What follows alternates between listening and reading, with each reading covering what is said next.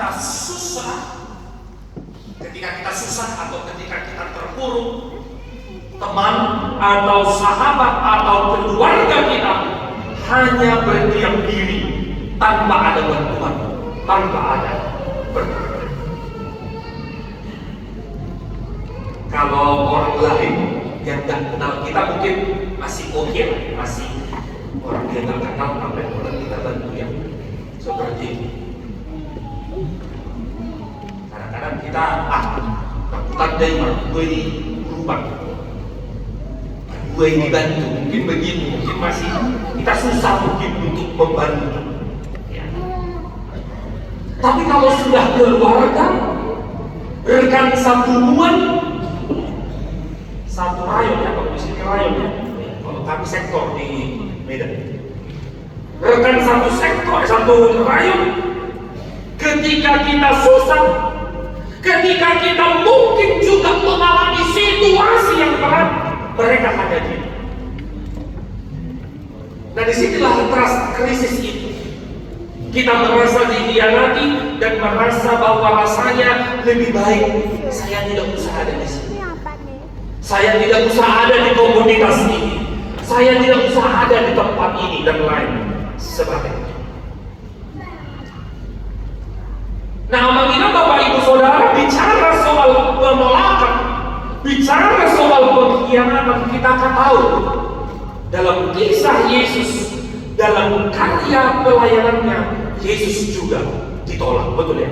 Kalau kita baca kisah Yesus hingga sampai pada kematiannya, dia ditolak, dia dikhianati. Bahkan sampai pada kematiannya, siapa yang mengkhianatinya? Bukan dari orang yang tidak mengenalnya, bukan dari orang di luar komunitasnya, tentu saja dari dalam muridnya sendiri. Dan kita tahu, bukan Judas. Kalau Judas kita sudah tahu, dari awal sudah tahu ya. Tapi ada satu murid yang mengkhianati Yesus, siapa? Petrus. Nas kita aneh.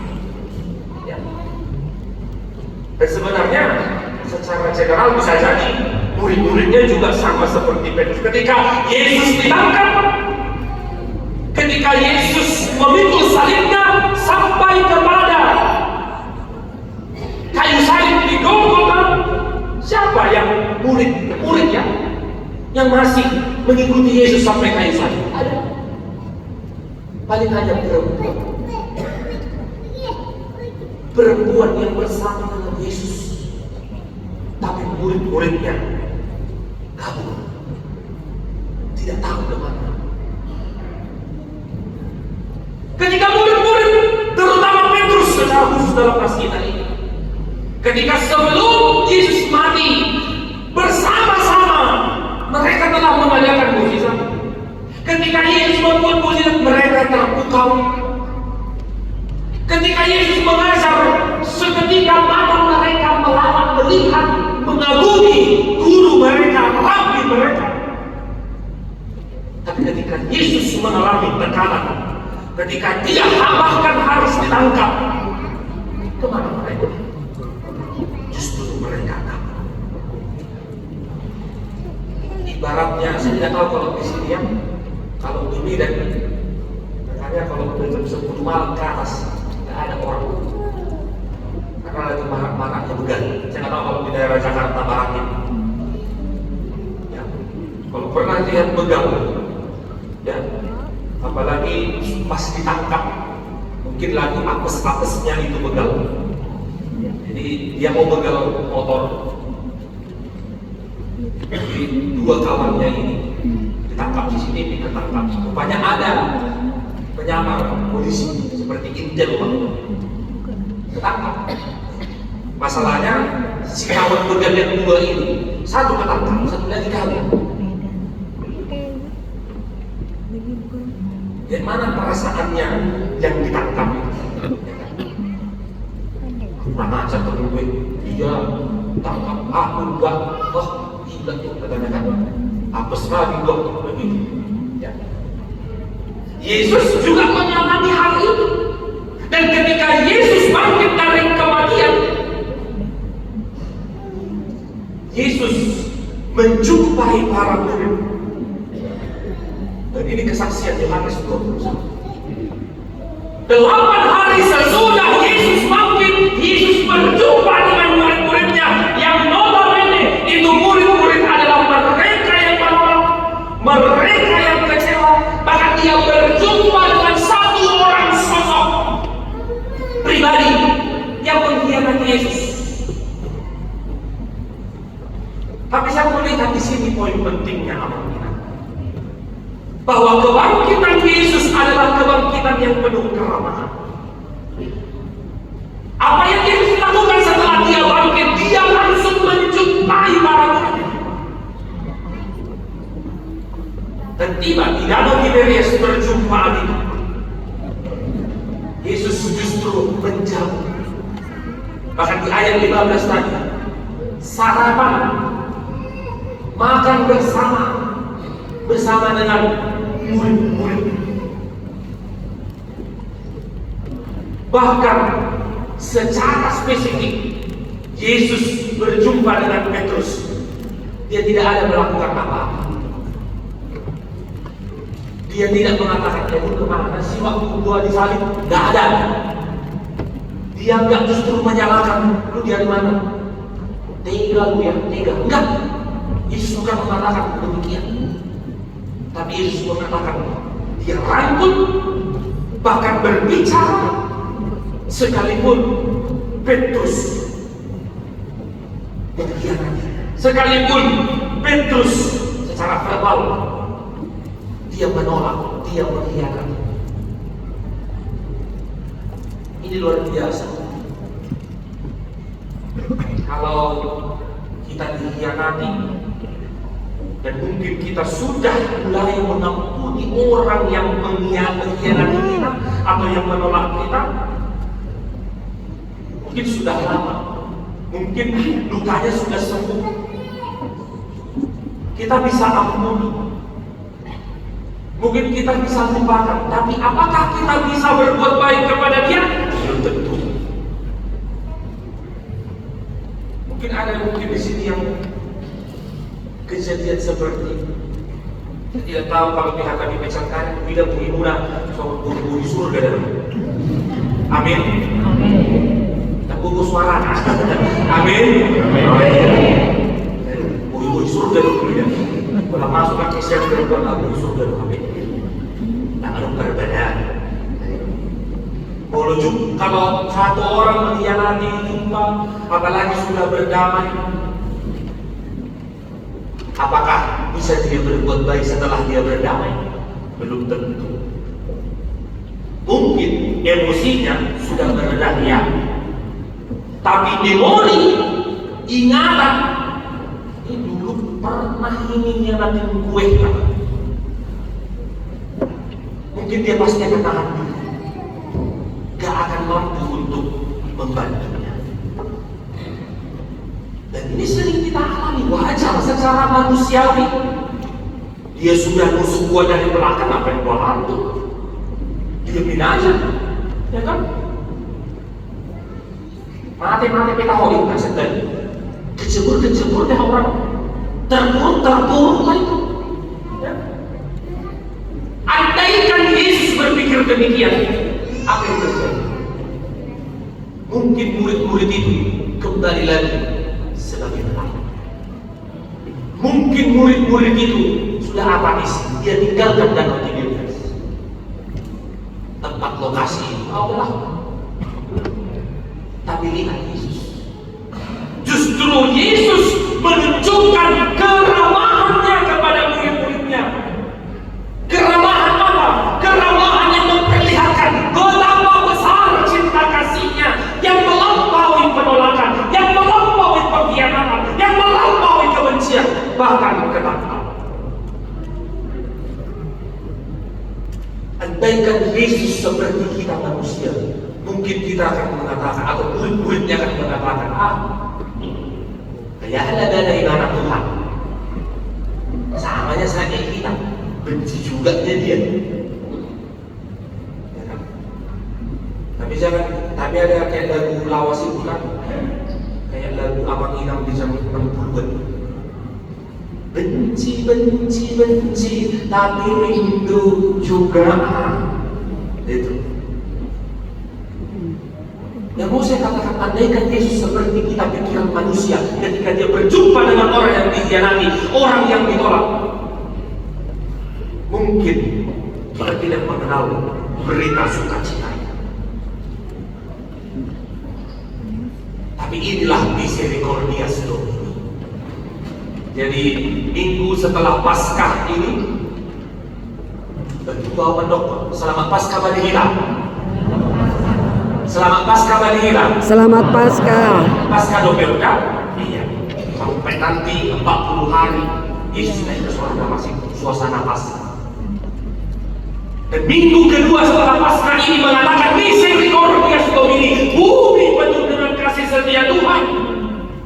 Dan inilah kasih setia Tuhan yang ditunjukkannya kepada murid-murid dan ditunjukkannya kepada kita. Betapa besarnya cinta kasih Allah yang melampaui penolakan, yang melampaui pengkhianatan, yang melampaui kebencian, bahkan melampaui ketakutan. Jadi kalau minggu ini misericordias Domini, bumi penuh dengan kasih setia Tuhan, maka kasih setia Tuhan itulah yang mau kita alami ketika Yesus berjumpa dengan kita. Dia tidak memalingkan muka, dia tidak memalingkan wajahnya, justru dia mau datang menghampiri saudara di dalam hidup kita. Ini catatan saya yang pertama. Yang kedua, lebih spesifik lagi, Yesus berjumpa dengan seorang yang dikhianati, Petrus. Saya tidak tahu sekilas nas kita tadi, secara sekilas terkesan mirip dan sama ya pertanyaan tadi. 3 kali. 3 kali Petrus mengkhianati Yesus. Dan 3 kali juga Yesus menanyakan hal yang sama. Apakah engkau mengasihi aku, Petrus?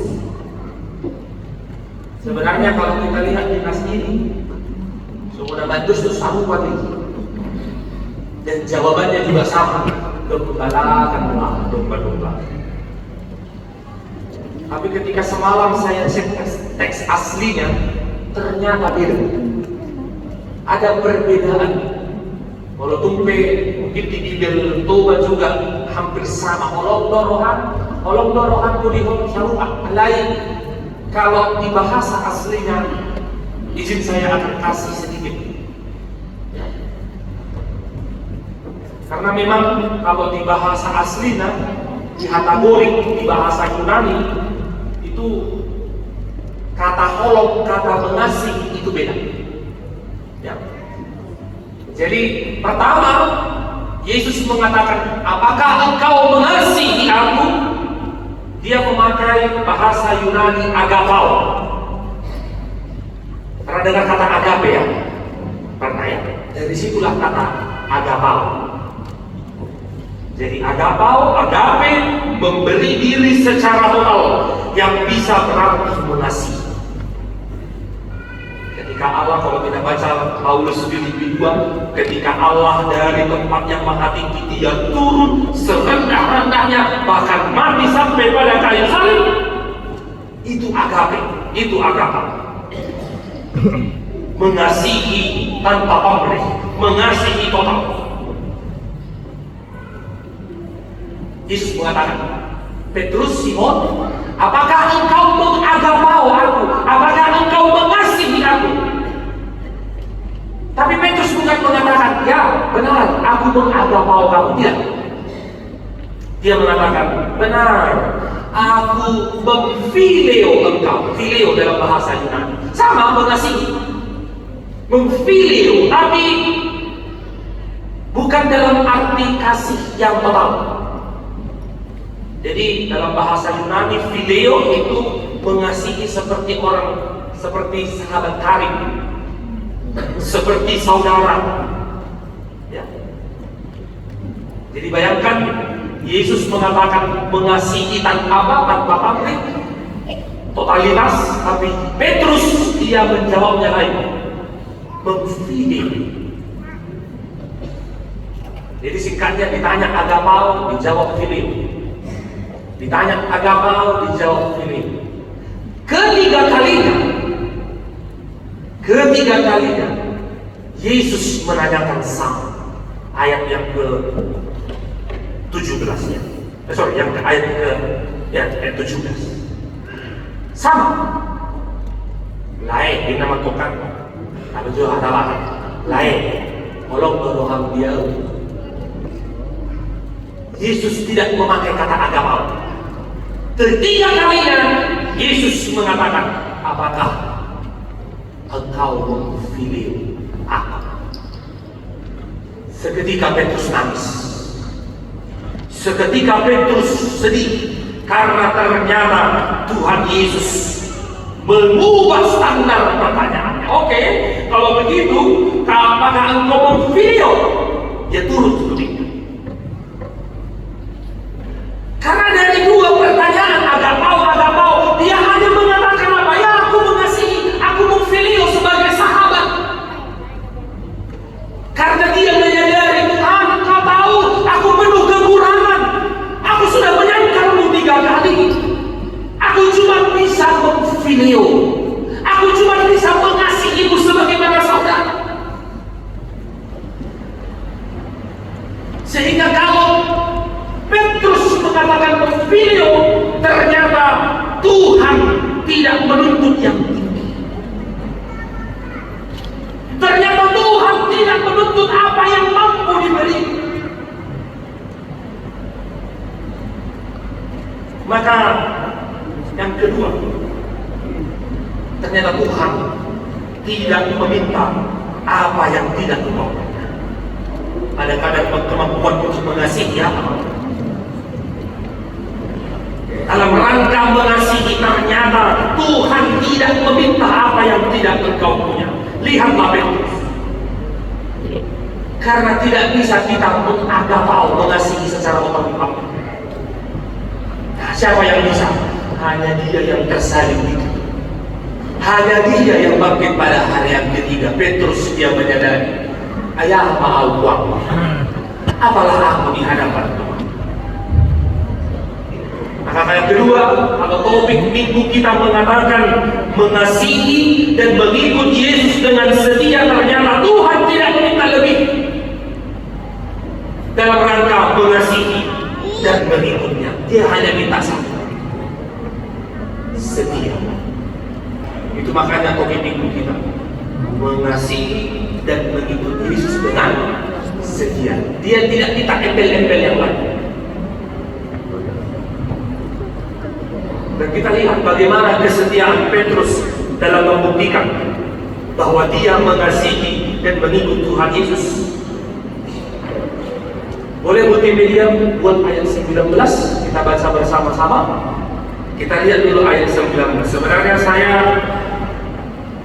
pakai Alkitab terjemahan baru edisi kedua. Saya tidak tahu apakah Bapak Ibu sudah punya, karena sekarang LAI sudah mencetak yang baru, terjemahan diperbarui, tapi mungkin secara resmi di Sinodal mungkin akan disampaikan di HKBP. Tapi mungkin Bapak Ibu ada yang sudah beli, ya silakanlah memperkaya iman dengan membeli Alkitab TB2. Nah,